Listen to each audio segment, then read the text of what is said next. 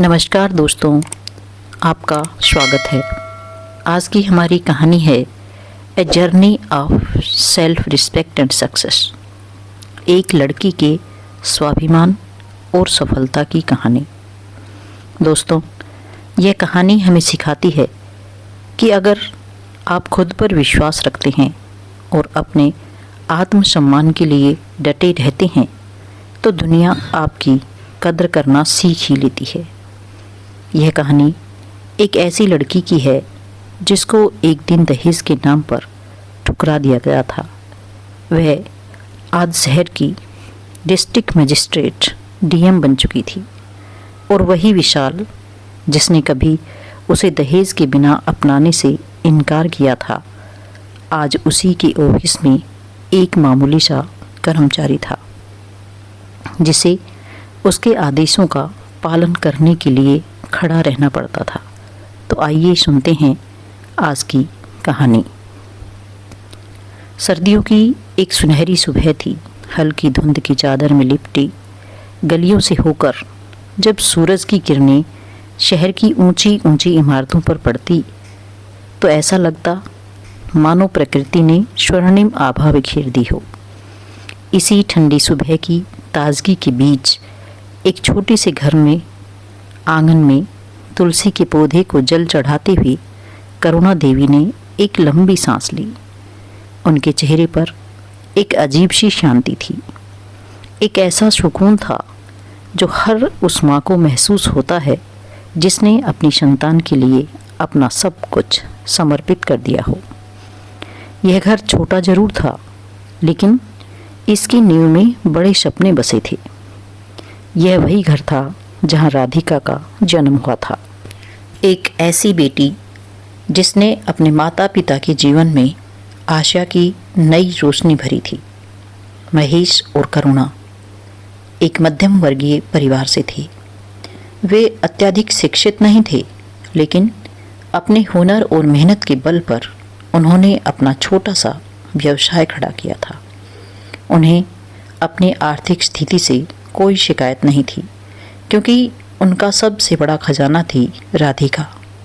जब राधिका पहली बार अपनी नन्ही नन्ही उंगलियों से अपने पिता की उंगली थामती तो महेश जी को लगता कि उन्होंने दुनिया की सबसे बड़ी दौलत हासिल कर ली है।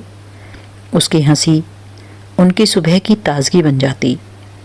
उसकी किलकारियाँ उनके संघर्षों को ऊर्जा देती और उसकी मासूमियत उनके जीवन की सबसे बड़ी प्रेरणा बन जाती।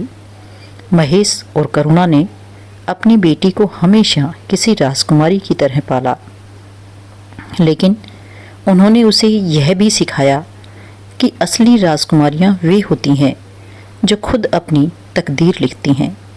वे जानते थे कि उनके पास अपार संपत्ति नहीं थी, लेकिन उन्होंने एक संकल्प लिया था कि राधिका को शिक्षा और आत्मनिर्भरता की ताकत से इतना मजबूत बना देंगे कि एक दिन दुनिया उसे महेश की बेटी नहीं बल्कि राधिका के नाम से पहचानेगी। राधिका बचपन से ही एक मेधावी छात्रा रही थी। उसकी आंखों में सपने थे और दिल में जुनून। उसने हमेशा अपने माता पिता के संघर्ष को देखा और समझा। उसके लिए शिक्षा केवल किताबों के पन्नों तक सीमित नहीं थी, बल्कि एक ऐसा अस्त्र था जो उसे हर कठिनाई से लड़ने की ताकत दे सकता था।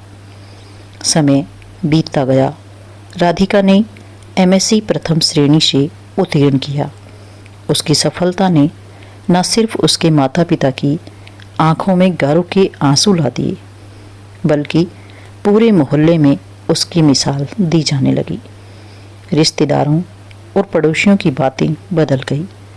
अब वे यह नहीं कहते थे कि बेटी तो बोझ होती है, बल्कि कहते थे महेश जी की बेटी ने तो कमाल कर दिया। परंतु समाज की एक और हकीकत थी जिससे महेश और करुणा अनजान नहीं थे। एक लड़की की शिक्षा और सफलता की बात चाहे कितनी भी कर ली जाए, लेकिन अंततः उसकी शादी को ही उसकी ज़िंदगी का सबसे बड़ा लक्ष्य मान लिया जाता है। और यही सोच अब महेश और करुणा के मन में भी घर कर चुकी थी। उन्हें लगा कि अब समय आ गया है कि राधिका के लिए एक अच्छा जीवन साथी ढूंढा जाए। उनके मन में एक ही ख्वाहिश थी, राधिका की शादी किसी ऐसे व्यक्ति से हो जो उसकी तरह ही शिक्षित, समझदार और संस्कारी हो। और फिर उनकी तलाश खत्म हुई विशाल पर, एक सुशिक्षित और सरकारी नौकरी में कार्यरत युवक, अच्छा वेतन, सम्मानजनक पद और एक प्रतिष्ठित परिवार। सभी मानकों पर खरा उतरता यह रिश्ता महेश और करुणा को आदर्श लगा। रिश्ते की बातचीत हुई और कुछ ही दिनों में दोनों परिवार शादी के लिए सहमत हो गए। घर में खुशियों का माहौल था। पड़ोसी, रिश्तेदार और परिचित सब बधाइयाँ देने आ रहे थे। ऐसा लग रहा था जैसे राधिका का जीवन अब एक नई सुनहरी राह पर आगे बढ़ रहा था। पर किसी ने नहीं सोचा था कि यह खुशी ज़्यादा देर नहीं टिक पाएंगी। शादी के दिन बारात दरवाजे पर खड़ी थी। बैंड बाजे की धुन पर लोग नाच रहे थे। ढोल की थाप पर रिश्तेदार झूम रहे थे और चारों ओर रौनक बिखरी हुई थी। लेकिन इस चकाचौंध के बीच एक अंधकार था जो राधिका के परिवार के भविष्य को निगलने के लिए तैयार था। बारात के दरवाजे पर पहुंचते ही विशाल के परिवार ने महेश जी के सामने एक नई शर्त रख दी। हमारे बेटी की सरकारी नौकरी है, उसका एक स्टेटस है, हमें इस शादी में 10 लाख रुपए और एक कार चाहिए। महेश और करुणा के चेहरे पर हवाइयाँ उड़ने लगी। वे अवाक रह गए। विशाल के पिता के शब्द जैसे तलवार की धार बनकर महेश जी के आत्मसम्मान पर वार कर रहे थे। उनके हाथ कांप रहे थे, चेहरे पर पसीने की बूंदें चमक रही थी। वे बोलना चाह रहे थे पर शब्द गले में अटक गए थे। करुणा देवी की आंखें भर आई। उन्होंने हाथ जोड़कर कहा, हमने अपनी बेटी को पढ़ाया लिखाया, उसे आत्मनिर्भर बनाया। हमने सोचा था कि उसे एक अच्छा जीवन साथी मिलेगा, लेकिन हमें यह नहीं पता था कि हमें अपनी बेटी की शादी के लिए बोली लगानी पड़ेगी। क्या यही वो लड़का था जिसे वे अपनी बेटी का हमसफ़र मान रहे थे? क्या शिक्षा और संस्कार का यही प्रतिफल था? क्या यह रिश्ता प्रेम और सम्मान पर नहीं बल्कि लालच पर टिका था? चारों ओर खड़े रिश्तेदारों के बीच उनकी बेबसी खुलकर सामने आने लगी। उनके पास इतना पैसा नहीं था। वे असमंजस में थे, क्या करें? समाज का दबाव था, बेटी की शादी थी और सबसे बड़ी बात, लोग क्या कहेंगे? रिश्तेदारों में हलचल होने लगी। कोई फुसफुसा रहा था, कोई ताने मार रहा था, अरे इसमें बुराई क्या है? आजकल हर जगह ऐसा ही होता है। इतना अच्छा लड़का मिल रहा है, पैसे दे दो और शादी निपटा लो। लेकिन तभी कुछ ऐसा हुआ जिसने इस कहानी की दिशा को हमेशा के लिए बदल दिया। राधिका आगे बढ़ी और उसने जो कहा, उसने वहाँ खड़े हर व्यक्ति को सोचने पर मजबूर कर दिया। उसकी आंखों में आंसू नहीं थे, बल्कि एक दृढ़ निश्चय की चमक थी। पापा, मुझे आपसे बात करनी है अभी। महेश जी उसे देखकर चौंक गए। वह उन्हें एक तरफ ले गई और धीमी लेकिन सख्त लहजे में बोली, पापा, आप मुझे हमेशा सिखाते थे कि इज्जत से बढ़कर कुछ नहीं होता। क्या आज आप अपने ही उसूलों को तोड़ देंगे? अगर आज आपने इन लोगों की मांग मान ली तो यह सिर्फ एक लेन देन नहीं, बल्कि यह साबित कर देगा कि एक लड़की का मूल्य उसकी शिक्षा, संस्कार या आत्मनिर्भरता से नहीं, बल्कि उसके साथ मिलने वाले पैसों से आंका जाता है। महेश जी की आंखों में दर्द था, लेकिन उनकी बेटी की बातों में सच्चाई भी थी। लेकिन बेटा, लोग क्या कहेंगे? बारात दरवाजे से लौट गई तो तुम्हारी इज्जत, तुम्हारा भविष्य। राधिका की मुस्कान में आत्मविश्वास था। उसने अपनी माँ का हाथ थामा और कहा, माँ, पापा, मैं आपकी बेटी हूँ। क्या आप सोचते हैं कि मैंने अपनी पूरी ज़िंदगी सिर्फ इसलिए मेहनत की थी कि कोई मुझे दहेज के नाम पर खरीदे? यह शादी नहीं, यह एक सौदा है और मैं इस सौदे को नामंजूर करती हूँ। फिर वह सीधे विशाल के पास गई। विशाल, जो अब तक सिर ऊंचा किए खड़ा था, अचानक असहज महसूस करने लगा। विशाल, अगर तुम्हारे लिए शादी सिर्फ एक व्यापार है तो मैं इसमें शामिल नहीं होना चाहती। मैं कोई सामान नहीं हूँ जिसे खरीदा और बेचा जाए। विशाल ने एक कुटिल मुस्कान के साथ कहा, राधिका, तुम भी तो नौकरी वाले लड़के को ही चुन रही थी। अगर हम दहेज मांग रहे हैं तो इसमें क्या गलत है? यह तो बराबरी की बात हुई ना।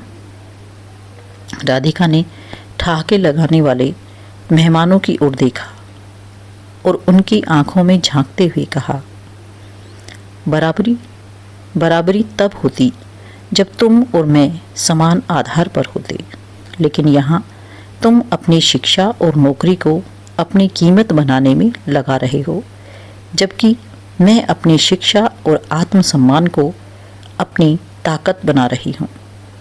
यही फ़र्क है तुम में और मुझ में। विशाल, पूरी सभा में सन्नाटा छा गया।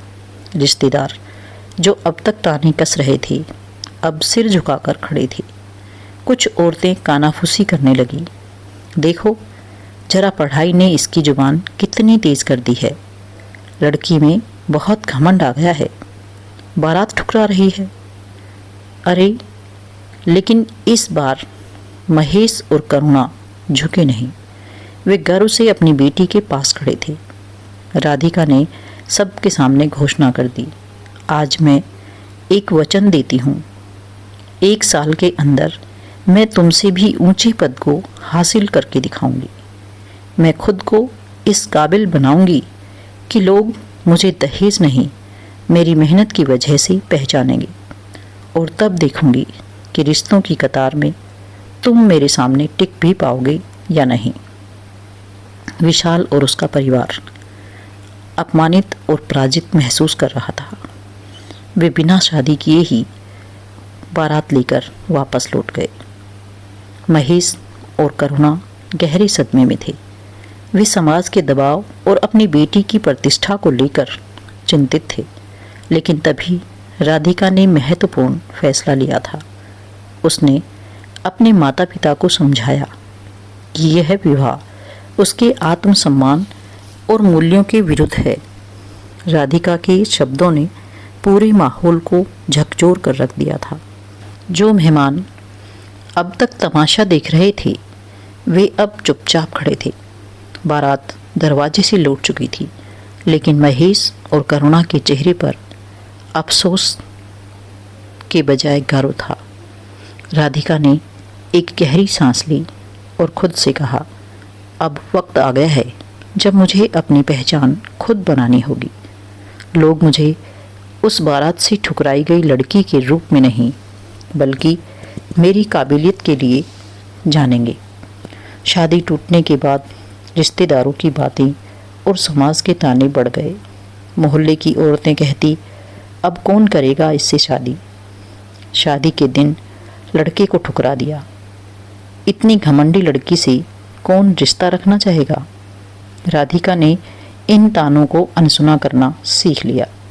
वह जानती थी कि यह वही समाज है जो नारी के त्याग की पूजा करता है, लेकिन उसके आत्मसम्मान को बर्दाश्त नहीं कर सकता।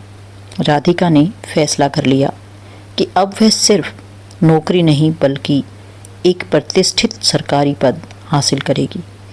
उसने सिविल सर्विस परीक्षा देने का संकल्प लिया।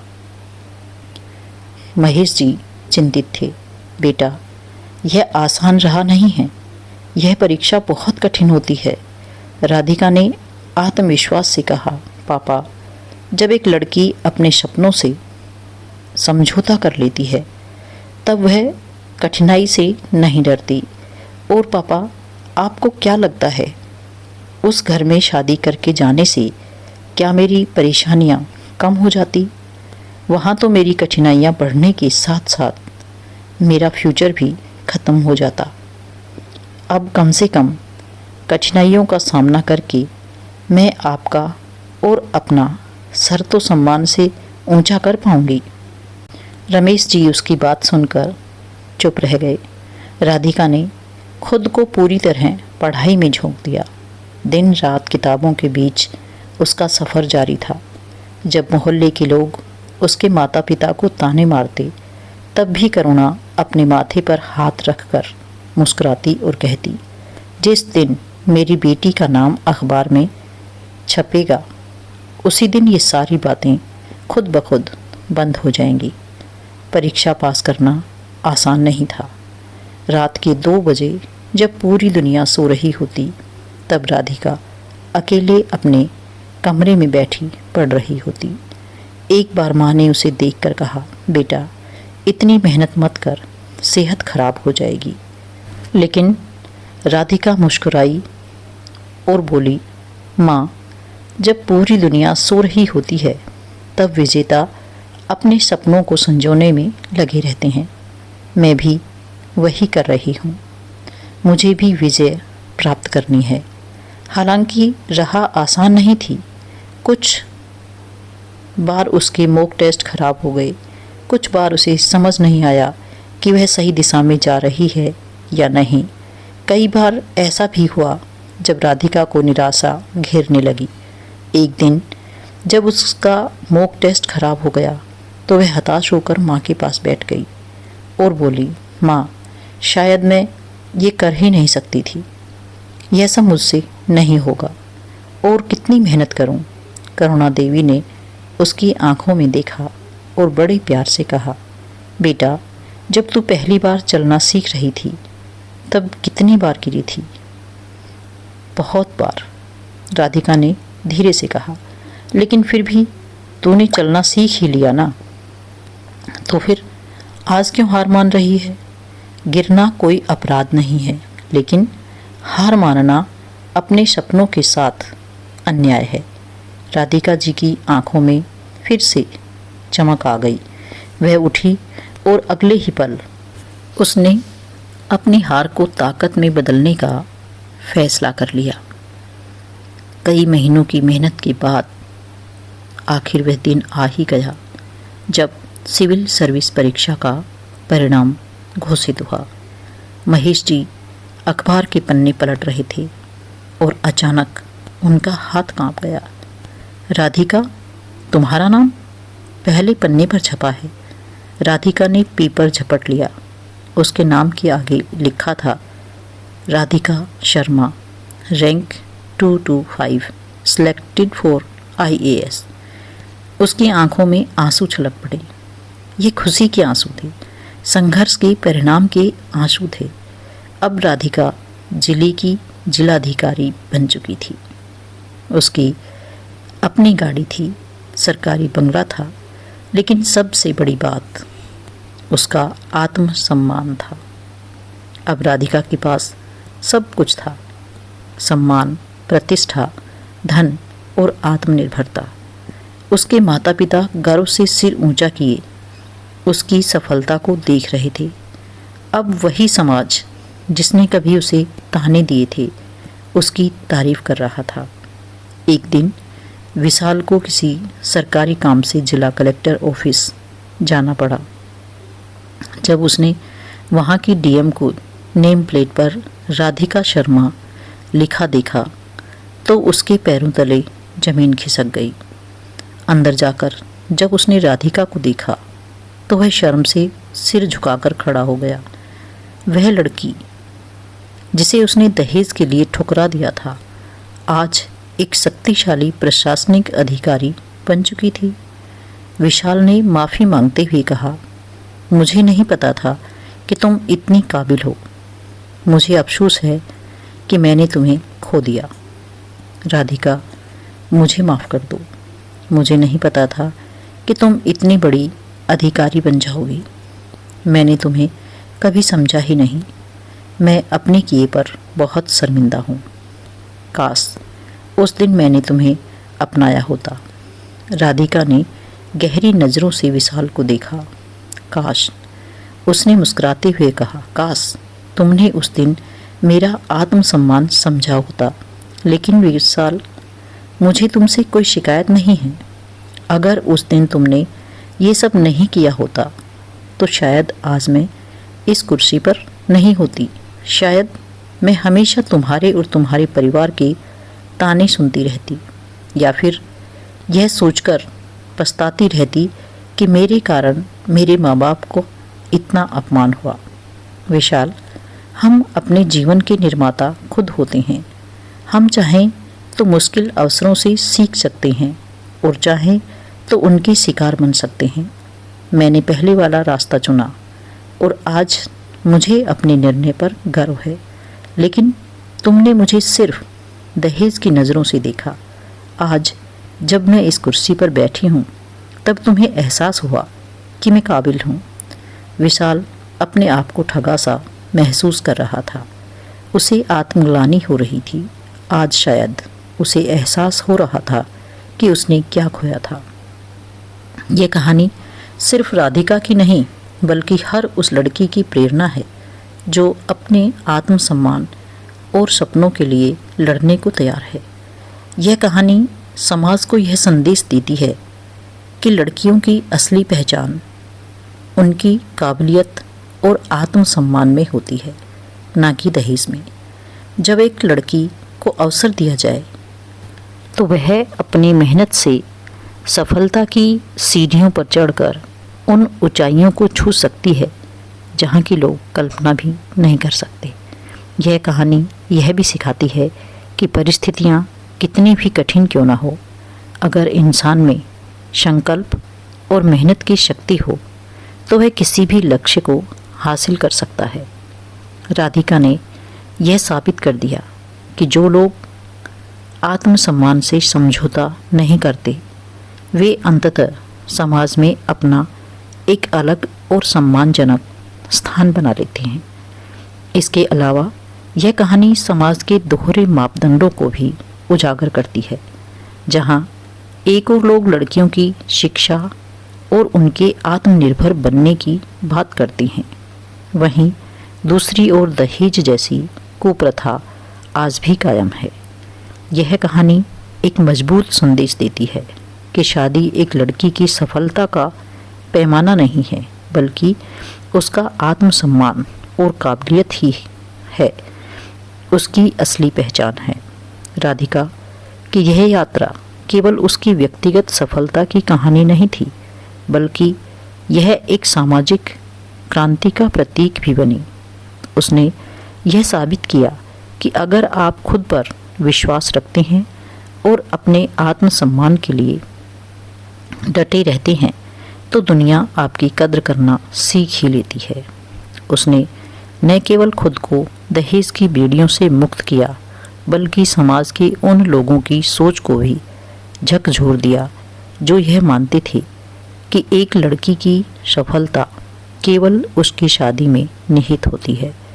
उसकी सफलता ने यह दिखाया कि लड़कियों को दहेज देने की नहीं बल्कि शिक्षा और अवसर देने की ज़रूरत है ताकि वे अपने पैरों पर खड़ी होकर खुद अपनी दुनिया बना सके। अंततः राधिका की कहानी हर लड़की को यह सिखाती है कि अगर तुम अपने आत्मसम्मान के लिए समझौता नहीं करोगी तो एक दिन वही समाज जो तुम्हें कमज़ोर समझता था तुम्हारी ताकत को सलाम करेगा। यह कहानी हमें यह विश्वास दिलाती है कि सपनों की कोई कीमत नहीं होती लेकिन उन्हें पाने के लिए हिम्मत की ज़रूरत होती है। तो दोस्तों, यह थी हमारी आज की कहानी। आपको कैसी लगी कमेंट करके ज़रूर बताएं और अगर आप मेरे चैनल पर नए हैं तो इसे सब्सक्राइब भी ज़रूर करें।